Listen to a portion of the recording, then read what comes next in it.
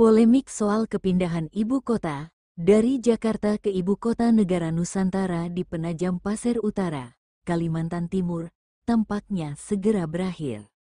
Mengingat Presiden Joko Widodo batal mengeluarkan keputusan Presiden untuk meresmikan pemindahan tersebut. Menurut Joko Widodo, keputusan mengenai Kepres itu akan ditentukan pemerintahan selanjutnya yang dipimpin Prabowo Subianto. Ya, mestinya gitu. Kepres ditandatangani Prabowo, Presiden baru, yaitu Pak Prabowo Subianto, yang menandatangani, kata Jokowi usai membuka acara Nusantara TNI Fun Run di IKN Nusantara, Kalimantan Timur, Minggu, tanggal 6 Oktober tahun 2024, pagi. Mantan politisi PDIP itu menyatakan dirinya tidak bisa membuat keputusan strategis saat masa jabatannya kurang dari 3 pekan lagi. Sebelum bisa diresmikan sebagai ibu kota baru, IKN Nusantara memerlukan Kepres sesuai ketentuan Undang-Undang Nomor 3 Tahun 2022 tentang Ibu Kota Negara. Dengan batalnya pembuatan Kepres itu di era Jokowi, maka status Jakarta tetap menjadi ibu kota negara. Dalam undang-undang tersebut, diatur bahwa pemindahan ibu kota dari Jakarta ke IKN Nusantara baru resmi terjadi setelah adanya Kepres. Joko Widodo mengatakan, Kepres pemindahan ibu kota akan diputuskan jika infrastruktur serta sarana prasarana di IKN Nusantara sudah lengkap. Berarti pemindahan ibu kota secara resmi butuh waktu lama, mengingat infrastruktur yang ada masih sangat minim. Jokowi menekankan bahwa IKN Nusantara harus memiliki infrastruktur yang lengkap dan ekosistem yang utuh sebelum bisa menjadi ibu kota. Sekali lagi Joko Widodo sampaikan, memindahkan ibu kota itu tidak hanya urusan fisiknya saja, tapi membangun ekosistemnya itu yang perlu, dan ekosistem itu harus jadi, kata Joko Widodo. Menurut Joko Widodo, pemindahan ibu kota Jakarta ke IKN Nusantara harus didahului kepastian infrastruktur pendukung seperti rumah sakit, pusat keramaian, serta sarana pendidikan mulai dari TK, SD, SMP, SMA, SMK hingga perguruan tinggi. Kemudian masalah yang berkaitan dengan logistik, di mana kita mencari sesuatu barang, di mana kita mencari sesuatu, ingin beli barang, semuanya itu harus siap. Kalau sekarang apartemennya siap, tapi kantornya belum, mau apa? Jokowi meyakini bahwa infrastruktur dan ekosistem ibu kota akan siap pada era Prabowo Subianto, sehingga Kepres pemindahan ibu kota bisa ditandatangani. Menurut netizen, ide Jokowi memilih Kabupaten Penajam Pasir Utara, lokasi untuk memindahkan ibu kota negara, itu bermula ketika tahun 2015 Jokowi diundang oleh mantan Bupati Penajam Pasir Utara untuk meresmikan pembangunan jalur kereta api Borneo senilai 53,3 triliun yang akan menghubungkan Kabupaten Penajam Pasir Utara, IKN, Balikpapan dan Kabupaten Kutai Barat yang akan dibangun oleh Rusian Railways sebagai pemilik modal. Pada akhirnya investor dari Rusia mengundurkan diri dan tidak melanjutkan pembangunan rel kereta api tersebut. Otomatis pembangunan rel kereta api di Kalimantan Timur gagal. Dikarenakan Jokowi sudah pernah meninjau lokasi tersebut saat peresmian pembangunan rel kereta api, tanggal 19 November tahun 2015 di Penajam Pasir Utara. Maka mulai dari situlah Jokowi terinspirasi untuk mewujudkan mimpinya memindahkan ibu kota negara ke Kabupaten Penajam Pasir Utara. Namun mimpinya itu tidak serta-merta direalisasikan dalam penjabaran visi misinya ketika akan mencalonkan kembali Presiden tahun 2019 hingga 2024. Dikhawatirkan, rakyat Indonesia tidak akan memilihnya kembali menjadi presiden di periode kedua. Setelah Jokowi berhasil terpilih kembali menjadi presiden untuk periode kedua, di tahun pertama jabatan Presiden Joko Widodo, Indonesia bahkan seluruh negara mengalami wabah COVID-19, otomatis perhatian pemerintah terpusat pada pengobatan vaksinasi COVID-19 selama 2 tahun. Khawatir mimpinya untuk memindahkan ibu kota negara ke Kabupaten Penajam Pasir Utara tidak terwujud, maka di tahun ketiga masa jabatannya, Jokowi melobi ke China untuk berinvestasi di Indonesia. Tiba-tiba saja Jokowi mengumumkan di televisi nasional bahwa ibu kota negara akan segera dipindahkan di Penajam Pasir Utara Kaltim. Pro kontra kepindahan ibu kota negara sudah bergaung di mana-mana. Mulai ramai masyarakat membeli tanah di sekitar lokasi IKN, karena telah ditetapkan titik nol Nusantara di Kecamatan Sepaku. Masyarakat yakin bahwa proyek IKN akan segera terwujud. Pada saat momen Lebaran, lokasi titik nol mulai ramai dikunjungi oleh masyarakat lokal, hanya sekedar untuk datang berfoto daerah titik nol, dan saat itu mulai dibangun proyek jalan yang langsung terhubung dengan jalan tol Balikpapan Samarinda. Menurut netizen, berhubung visi misi Jokowi tidak dijabarkan pada saat kampanye, maka pemindahan ibu kota negara ke Kalimantan otomatis tidak masuk dalam rencana pembangunan jangka menengah nasional 5 tahun, dan seluruh pembiayaan pembangunan IKN Nusantara tidak dianggarkan dalam RAPBN 2019 hingga 2024. Tahun keempat masa pemerintahan Jokowi, masyarakat Indonesia mulai disibukkan dengan persiapan pesta demokrasi untuk pemilihan presiden wakil presiden, serta pemilihan anggota legislatif. Calon Presiden Anies Baswedan mengusung misi perubahan, sehingga Joko Widodo berusaha memasangkan Gibran dengan Pak Prabowo Subianto, agar IKN Nusantara tetap bisa terus berlanjut, sehingga Jokowi nantinya akan mengendalikan Gibran di belakang layar. Sejenak masyarakat melupakan IKN Nusantara dan terfokus pada pesta demokrasi. Menurut netizen, IKN Nusantara dimulai pembangunannya setelah Gibran dinyatakan sah jadi Wakil Presiden RI di bulan April tahun 2024. Pada saat itu pembangunan IKN mulai dikebut untuk dikerjakan. Berhubung saat itu bertepatan musim hujan, maka Badan Meteorologi, Klimatologi dan Geofisika (BMKG) menyiapkan 16 ton garam yang akan disemai ke langit IKN. Hal itu dilakukan untuk mengendalikan potensi hujan berintensitas lebat di IKN.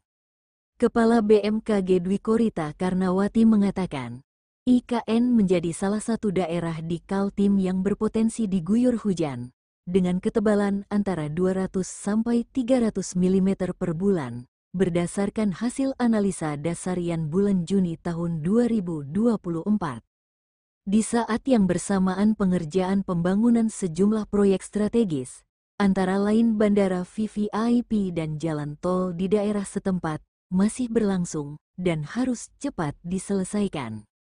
Oleh karena itu, Dwi Korita menyebut BMKG mencoba mengendalikan dengan penyemaian garam atau zat NaCl dalam rangkaian operasi modifikasi cuaca atau OMC yang berlangsung hingga tanggal 23 Juni tahun 2024 dengan harapan hujan tidak menghambat proses pembangunan tersebut.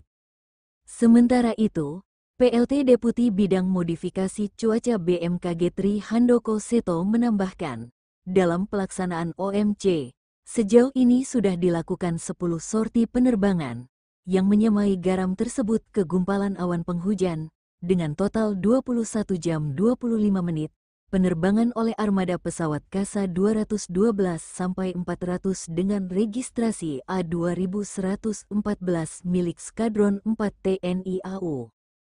Penyemaian dilakukan pada daerah yang berpotensi menyebabkan hujan, di area pembangunan infrastruktur penunjang IKN, Bandara VVIP IKN dan Jalan Tol, kata Tri Handoko Seto dalam keterangan di Jakarta, bulan Juni tahun 2024.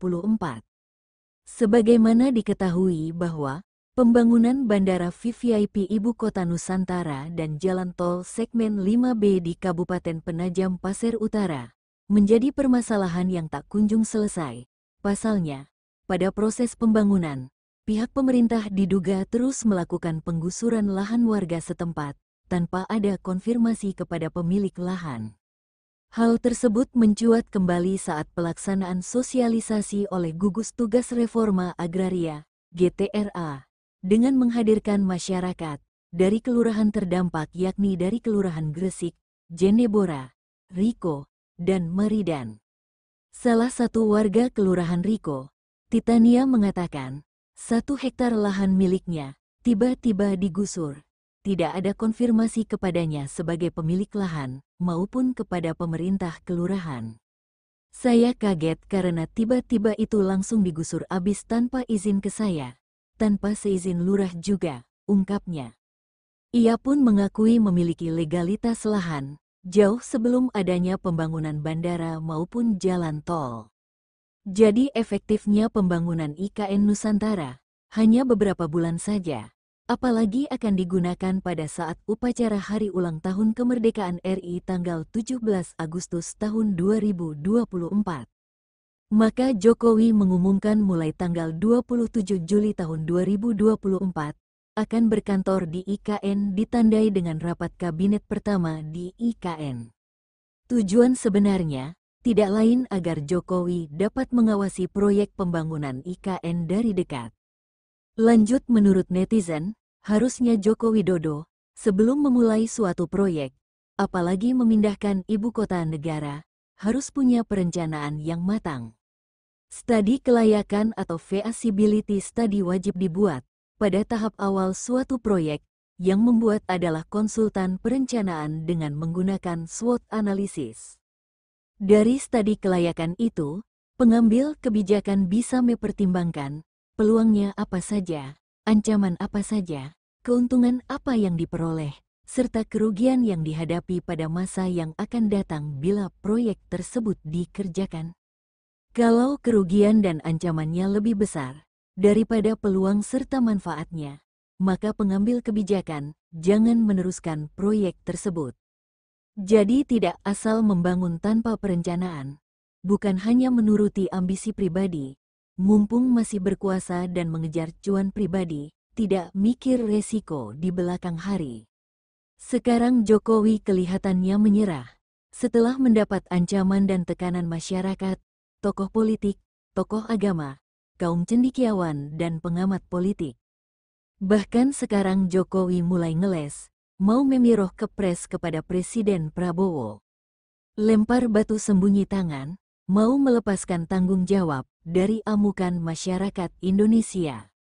Mengkambing hitamkan DPR RI telah menyetujui proyek pemindahan ibu kota negara di Kaltim sebagai wakil suara dari rakyat Indonesia.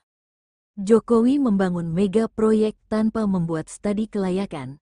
Itu jelas terlihat dari perencanaan yang amburadul, hanya dalam hitungan beberapa bulan IKN disulap. Sekarang Kepres mau dilimpahkan kepada Presiden Prabowo Subianto. Kepres harusnya ditandatangani pada saat diumumkan ke publik, dimulai pembangunan proyek IKN, sehingga ada dasar hukumnya, pelaksanaan proyek tersebut. Bukan setelah rampung pembangunannya. Kalau Presiden Prabowo tidak mau tanda tangan, lantas siapa yang akan bertanggung jawab? Karena ide pemindahan ibu kota negara adalah idenya Jokowi di masa pemerintahannya, dan harusnya dia yang menandatangani dan bertanggung jawab. Coba dicermati tiap klausul yang ada Kepres tersebut. Jangan langsung melimpahkan Kepres tersebut untuk ditandatangani oleh presiden yang akan datang. Yang benar adalah Jokowi harus serah terimakan IKN saat selesai termin terakhir pembangunan, sesuai yang disepakati dengan pihak investor, sehingga Jokowi tidak menyisakan bangunan mangkrak setelah masa jabatannya berakhir. Dia seharusnya tidak memaksakan kehendak untuk membangun IKN di tahun keempat masa pemerintahannya. Ini mega proyek yang terlalu dipaksakan untuk mendapatkan cuan yang besar, tetapi membebani utang kepada negara. Karena dana sharing fee-nya sudah dinikmati oleh Jokowi, jadi harus diselesaikan hingga tuntas. Pembangunan IKN tidak masuk dalam penjabaran visi misinya Pak Prabowo, maka anggaran pembangunan IKN tidak boleh dimasukkan dalam RPJMN tahun 2024 sampai tahun 2029 pemerintahan Pak Prabowo. Lantas adakah investor yang mau menanamkan modalnya kalau Presiden Prabowo Subianto tidak mau menandatangani Kepres tersebut? Kalaupun Presiden Prabowo Subianto mau menandatangani Kepres pemindahan IKN tersebut, ini jadi dilematis. Berarti Pak Prabowo melukai hati jutaan warga negara Indonesia yang memilihnya, dan konsekuensinya Pak Prabowo harus pindah berkantor di IKN. Kata pepatah Pak Jokowi makan nangkanya, Pak Prabowo kena getahnya. Proses pindah ibu kota dari Jakarta ke IKN masih dikebut oleh pemerintahan Joko Widodo saat ini.